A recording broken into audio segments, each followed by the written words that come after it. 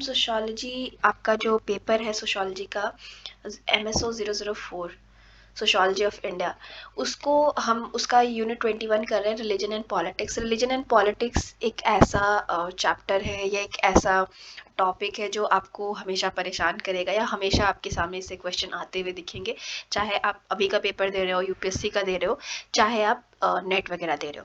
तो ये चैप्टर काफ़ी इंपॉर्टेंट है। तो कोई भी चीज़ें हम पढ़नी होगी तो हमें समझना होगा कि रिलीजन क्या होता है, क्योंकि हम रिलीजन एंड पॉलिटिक्स पढ़ रहे हैं, तो किसी भी चीज़ का हमें बेसिक तो समझना पड़ेगा कि रिलीजन होता क्या है सोशियोलॉजी के केस में। तो हम रिलीजन को या धर्म जो है उसको मानते हैं कि एक तरीके से जो धर्म में लोग विश्वास करते हैं या धर्म जिनके लिए भी इम्पॉर्टेंट है, उनके लिए सोर्स ऑफ नॉलेज है, वैल्यू है या नॉर्म है। मतलब समाज में बहुत लोग, आपने देखा होगा कि हर धर्म की किताबें होती हैं, लोग उस धर्म को जानने वाले गुरु या उसको जानने वाले मौलवी, बहुत सारे लोग इस तरीके के होते हैं जिनको उस मतलब धर्म की ज्ञान होती है। तो धर्म को भी एक ज्ञान का स्वरूप ही माना जाता है।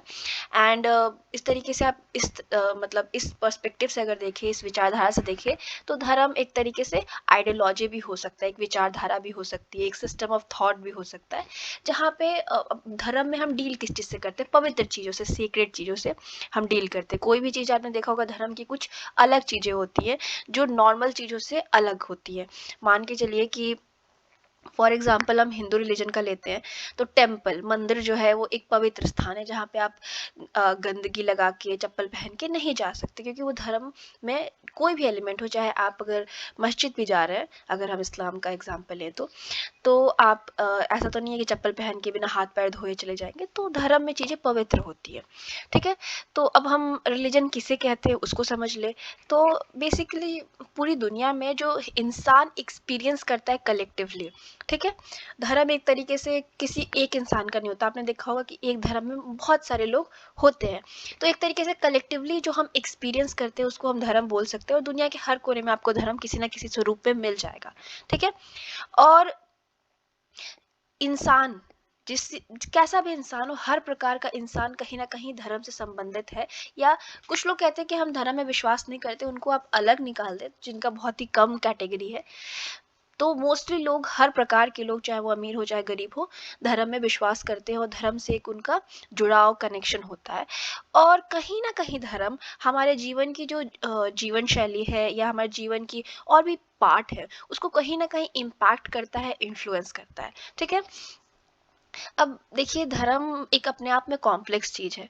आप कितने भी धार्मिक हो, फिर धर्म को एक्सप्लेन करना शब्दों में बहुत डिफ़िकल्ट हो जाता है, उसको डिफ़ाइन करना बहुत डिफ़िकल्ट हो जाता है। तो बहुत सारे लोगों ने अलग अलग तरीके से डिफ़ाइन किया है। तो टी.एन. मदन, जो कि बहुत ही फेमस सोशलॉजिस्ट है, उन्होंने कहा है कि धर्म एक मतलब बहुत मुश्किल है उसको डिफ़ाइन करना, पर ये एक प्रकार का एक ऐसा फिनोमिना है जिसमें सीक्रेट चीज़ें होती हैं जो अलग होती हैं सेकुलर एंड प्रोफेन से। इन्होंने भी काफ़ी हद तक डरखाइम के आइडिया से लिया है। डरखाइम जी, या चाहे इनका भी यही कहना है कि जो हमारे रोज़मर्रा की चीज़ें होती हैं, मान लीजिए कि कोई कप गिलास, खाने पीने की चीज़ें हो गई, या कुछ भी आपका कपड़ा वगैरह हो गया, वो बहुत अलग है आपका।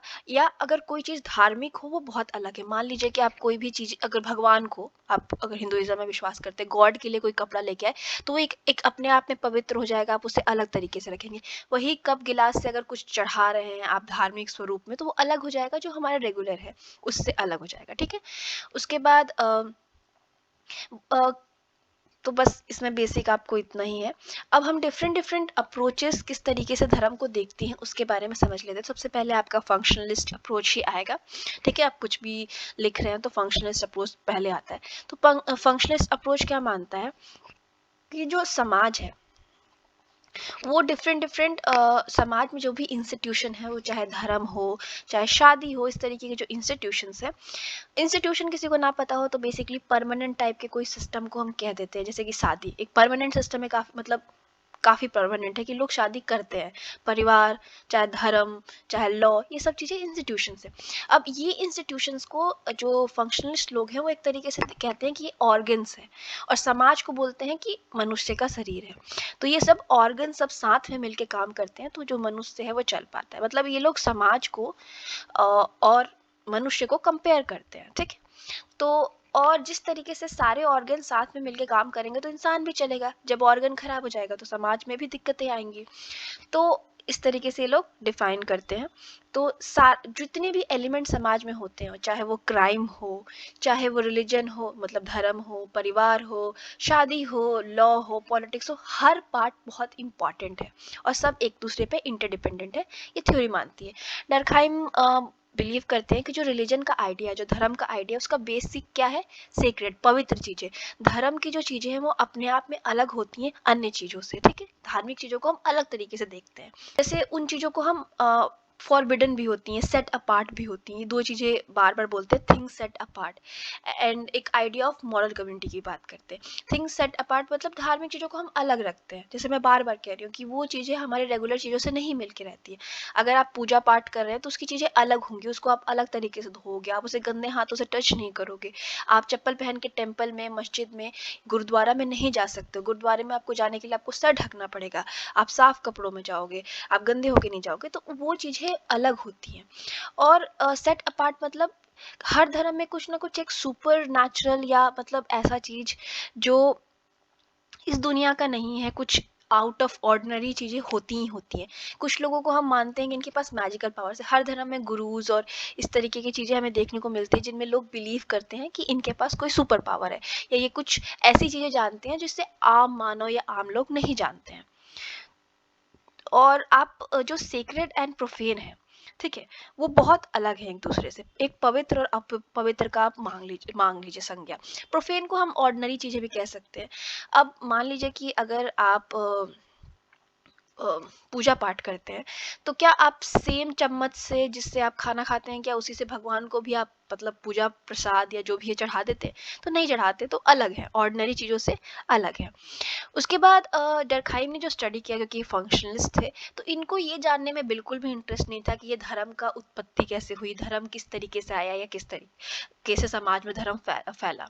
उनका मेजर एम था ये समझना कि धर्म किस तरीके से हमारी लाइफ को इम्पैक्ट करता है। इसलिए इन्होंने ऑस्ट्रेलिया में अबोरिजिन्स, एक तरीके से ट्राइब है, उनकी स्टडी करते हैं और वहाँ से इन्होंने एक अपनी थ्योरी निकाली कि जो टोटमिज्म है ना, वो एक सिंपलेस्ट, सबसे पुराना और सबसे प्राचीन जो है वो धार्मिक स्वरूप है। टोटमिज्म क्या होता है? टोटमिज्म में कोई भी चीज, वो पहाड़, पत्थर, फूल, कुछ भी हो सकता है, उसको वो लोग अपना मतलब एक तरीके से कोर मान लेते हैं, जिसकी पूजा प्रार्थना जो भी हो सकता है प्रे करते हैं, और वो उसका एक सिंबल भी होता है जो उनके सोसाइटी को दिखाता है। तो यहाँ पे डर्कहाइम कहते हैं कि एक इनका बहुत ही इंपॉर्टेंट है, इस पे क्वेश्चंस भी कई बार आ जाते हैं कि हम बेसिकली गॉड की पूजा नहीं कर रहे, सोसाइटी की पूजा कर रहे हैं।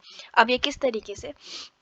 जो भी उनका मतलब वो टोटम चूज करते हैं, कुछ भी हो सकता है ना, पहाड़, फूल, पत्थर, कुछ भी हो सकता है, एक्स वाई जेड, ऐसे नेचुरल चीजें ज्यादातर होती हैं, एनिमल्स भी हो सकते हैं। उसका वो लोग मतलब पूजा प्रार्थना जो भी करते हैं, और वही उनके सोसाइटी का या उनकी कम्युनिटी का सिंबल या कुछ प्रोटेक्टर टाइप का होता है। तो बेसिकली इनके कहने का मतलब ये है कि हम अपने समाज की ही पूजा कर रहे हैं, अपनी सोसाइटी की ही पूजा कर रहे हैं, ठीक है। तो इन्होंने स्टडी की थी ऑस्ट्रेलिया में अबॉरिजिन्स की। उसके बाद AR रेडक्लिफ ब्राउन की बात करें, ये भी फंक्शनलिस्ट है। तो इन्होंने किस बात पे स्टडी किया रिलीजन का, धर्म का, कि किस तरीके से धर्म समाज में सॉलिडारिटी मेंटेन करने में हेल्प करती है, यानी समाज में एकता बनाने में मदद करती है। उन्होंने बताया है कि जैसे हम लोग हैं, हमारा जो भी बिहेवियर है या किस तरीके से हम काम कर रहे हैं, वो काफ़ी हद तक कंट्रोल करता है धर्म। मान लीजिए कि इंसान को एक डर होता है कि आज तुम ये कर रहे हो, कल मतलब आपका जो भी सुपर नेचुरल, आप जिस भी धर्म में विश्वास करते हो, उसके जो गॉड है वो आपको सजा देंगे। तो एक इंसान के अंदर डर रहता है कि हम ये चीज़ नहीं करेंगे या इस तरीके से नहीं करना है। और जो भी किसी भी धर्म में राइट्स एंड रिचुअल्स होते हैं ना, कोई भी फेस्टिवल आ गया, उसमें हम कुछ कर रहे हैं, वो एक तरीके से समाज में एकता बनाने में मदद करता है, ऐसा रेडक्लिफ ब्राउन कहते हैं। इवान स्पिचर जो है वो डिसएग्री करते हैं रेडक्लिफ ब्राउन से। उन्होंने अजांडे की स्टडी की है और न्यू रिलीजन की भी स्टडी की है। उन्होंने बोला है कि इतना भी ज़्यादा जो है मतलब इन्होंने बेसिकली फंक्शनलिस्ट जो पर्सपेक्टिव है उसके अगेंस्ट में ही इन्होंने अपना व्यू रखा है। उन्होंने बोला कि बस इंसान एक तरीके से अपने जो मिसफॉर्च्यून है या उन पे कुछ प्रॉब्लम ना आ जाए उनसे बचने के लिए रिलीजन को फॉलो करता है। डिटेल स्टडी आप सेकेंड ईयर में इसके बारे में करेंगे। वेणुगोपाल जो है वो एक इंडियन सोशोलॉजिस्ट है। वो बिलीव करते हैं कि जो धर्म है उसका एक और फंक्शन ये है, अगर हम तार्किक तौर पे रख देखें, मतलब रीजनिंग भी करके देखें, तो हम हर इंसान बहुत सारे समस्याओं से मतलब दिन प्रतिदिन जाता है। किसी कोई बीमार पड़ गया, किसी के साथ कुछ बुरा हो गया, किसी की मृत्यु हो गई, बहुत सी चीज़ें इंसान के ज़िंदगी में आती हैं। तो इन सब चीज़ों से जो हम दर्द पाते हैं उसको कहीं ना कहीं भुलाने का तरीका या एक मतलब इन सब चीज़ों से ऊपर उठ के थोड़ा पॉजिटिव होप अपने इंसान लाने के लिए धर्म का सहारा लेता है। अगर मॉर्टन और पार्सन्स की बात करें तो इन्होंने स्टडी की है एक बेसिकली इन लोगों ने इंग्लैंड में 17वीं सेंचुरी में स्टडी की थी, मॉर्टन एंड पार्सन्स ने। और इन्होंने पाया कि कहीं ना कहीं धर्म आपको मोटिवेट करता है कि आप हार्ड वर्क करके अच्छा काम करें, जैसा कि वेबर ने भी स्टडी की है।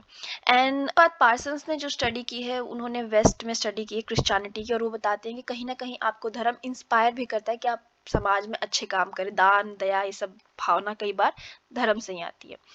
अगर हम वेबर की बात करें, जो वेबर का धर्म को समझने का तरीका था, तो इन्होंने भी समाज को समझने के लिए या किस तरीके से समाज में धर्म का रोल होता है, काफ़ी सारे धर्मों को पढ़ने की कोशिश की।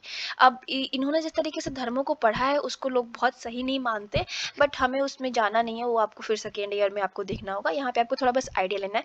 तो ये मानते हैं कि जो कैल्विनिस्ट थे, तो बेसिकली कैल्विनिस्ट या प्रोटेस्टेंटिस्ट जो भी दोनों ग्रुप्स हैं या दोनों कम्युनिटी हैं, वो क्रिश्चियनिटी का ही सब ग्रुप है। यानी क्रिश्चियनिटी जो धर्म है उससे दो धर्म निकले, ठीक है। तो धर्म ये निकले कब, जब क्रिश्चियनिटी के अंदर बहुत ज़्यादा मान के चलिए बहुत इश्यूज आ गई थी, उसमें ज़्यादा पैसा देना पड़ता था पॉप को और ये सब बहुत ज़्यादा था। तो लोगों ने आंदोलन किया और दो धर्म, नया धर्म एक ग्रुप बन गया उसी धर्म के अंदर। तो ये बोलते हैं कि जो पर्टिकुलर दो धर्म है, कैल्विनिस्ट या जो प्रोटेस्टेंटिस्ट है, ये लोग इनका धर्म इनको पुश करता है कि ये अच्छा करे अपने जीवन में। अच्छा किस तरीके से कि ये बिजनेस करे और बिजनेस से जो कमाई होती है उसे फिर बिजनेस में दे, लग्जरी पे ना उड़ा दे। मतलब इसमें इस धर्म में माना जाता है कि आप जो भी कमा रहे हैं, मतलब आपको भगवान ने आपका नसीब या जो गॉड है आपका वो नसीब लिख के भेजे हैं और आप कुछ चेंज नहीं कर सकते। अब आपको कुछ पता भी नहीं है कि आप मतलब इसके बाद जो भी आपकी मृत्यु होगी, जो भी होगा उसके बाद आप मतलब या तो हेवन में जाते हैं या तो हेल में जाते हैं, मतलब आपको स्वर्ग या जो भी मिले। तो आपको कैसे पता चलेगा कि भगवान ने आपको स्वर्ग में भेजा या भगवान ने आपको चूज किया है? तो उसके लिए आप हार्ड वर्क करिए, पैसा कमाइए और उस पैसे को वेस्ट मत करिए, फिर उसको इन्वेस्ट कर दीजिए। तो ये बोलते हैं मतलब यहाँ पे वेबर बात करते हैं कि धर्म वेस्ट में, स्पेशली यूरोप में एक तरीके से जो कि बेसिकली दो धार्मिक ग्रुप्स का नाम लेते हैं, प्रोटेस्टेंट या कैल्विनिस्ट, जिन लोगों के जीवन में बदलाव लाया कि वो ज़्यादा बिजनेस करने लगे और उनका जो जीवन है में बिजनेस करना, पैसा कमाना उनके धर्म ने उनको सिखाया, ठीक है। उसके बाद अगर हम स्ट्रक्चरलिस्ट अप्रोच की बात करें तो बेसिकली लेवी स्ट्रॉस इसके मेन है और लुई डुमो बहुत ज़्यादा फेमस है। लुई डुमो ने हमारे इंडिया में स्टडी की है, लेवी स्ट्रॉस ने अगेन बाहर ही किया है। इन्होंने टोटमिज्म को जितना भाव और लोगों ने दिया था, मतलब टोटमिज्म सारे, जब आप धार्मिक वाले जिन्होंने भी धर्म पे बात की उन्होंने टोटमिज्म के बारे में बात की है कि टोटमिज्म एक सिंपल रिलीजन था, टोटमिज्म बहुत इंपॉर्टेंट था। इन्होंने कहा नहीं, ऐसा कुछ नहीं था। टोटमिज्म बस एक मोड ऑफ क्लासिफिकेशन था, वहाँ पे क्लासिफाई करने के लिए कि हाँ ये चीज़ है, वो चीज़ है, इस भगवान को या इस चीज़ को हम पूजते हैं, उसके लिए बनाया गया था। लुई डुमोर ने स्टडी की थी भारत में और इन्होंने, इनकी बहुत ही फेमस बुक है होमो हायरार्किकस, जो कि 1967 में पब्लिश हुई थी। और इन्होंने बताया कि जो भारत में धर्म है उसमें कास्ट में अगर हम देखें कि कास्ट सिस्टम में क्या डिफरेंस है लोगों के बीच में, तो कास्ट सिस्टम ये बताते हैं कि पूरा प्योर और इम्प्योर पे बेस है। यानी कोई कास्ट बहुत प्योर पवित्र माना जाता है, मतलब ब्राह्मणों को सबसे पवित्र माना जाता है, वहीं पे शूद्र जिनको सबसे अपवित्र माना जाता है। इसका जो बेसिक आइडिया, इसकी पूरी थ्योरी लुई डुमो ने लिखी है। वीना दास और जेपीएस उब्रॉय ने भी स्टडी की है और इन्होंने रिचुअल्स, जो भी हम लोगों के कर्मकांड होते हैं हिंदुइज्म में, उनको स्टडी किया और बताया है कि किस तरीके से कि हम लोगों में होता है ना कि जो हिंदूज होते हैं कि किस टाइम पे करना चाहिए, क्या पवित्रता है, क्या मतलब सफाई है, या किस टाइम पे शुभ मुहूर्त, इन सब की बातें की गई, इनके बारे में इन्होंने स्टडी किया है।